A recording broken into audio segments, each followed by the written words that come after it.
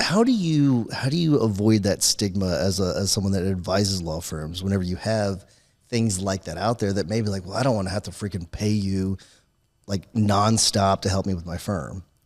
Well, that goes to kind of how our models evolved. Yes, advisor is fine. Like, ChatGPT is an advisor now, or Claude, or pick your favorite version of it. I mean, one of the things that I've enjoyed about our model is that it's evolved a lot over time. I mean, when Billy and I started at, I don't know, modern law practice, probably 8 years ago or so, there was the consulting component, and then we had this outsourced intake. Yep. Because at that time, there wasn't a lot of attention being paid outside the plaintiff's world to intake. Like, family law firms are starting to think, okay, we got to start getting our head around the sales process, and we don't have people, so we started this outsource model to be able to come in and do your intake, give you system on it, and it evolved to, we were getting a lot of feedback from our consulting clients saying like, look, we like Clio, let's say, but we hate these 5 things about it. Mm-hmm. Can you help us build something? And so we started building a platform called Law Firm OS, which ended up being full-on operating system for law firms. Case management, leads, the leadership team, KPI tracking, help desk, like HR, all the things.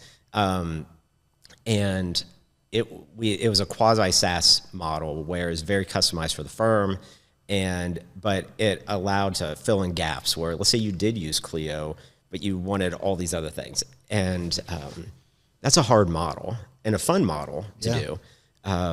But then, as quite frankly, like AI, as it's been developing out, it's like it wasn't right. And so Clio this fall, when they came out with all their stuff and their new like Clio work and everything, I told our clients like, look, I think you should go over there. Like, do it. Go. We're going to migrate you over there, and we'll work together in our own way. But building software in that fashion doesn't make sense, if you're not a full-on software company. So we've been kind of hovering between consulting and this tech model. And what we've moved to now, and it actually ties in nicely to the traction piece, is managed services, like MSOs that you see in the medical space, where you get some doctors that get together and say like, look, we want to start a practice, but we don't know shit about how to run the business. And they hire a third-party company that comes in and does everything for them, provides the tech, whatever, the humans and everything. So we, for example, last fall, I guess we did it October 1st, I was approached by a lawyer that said, hey, I'm bored with what I'm doing, and I want to swing big.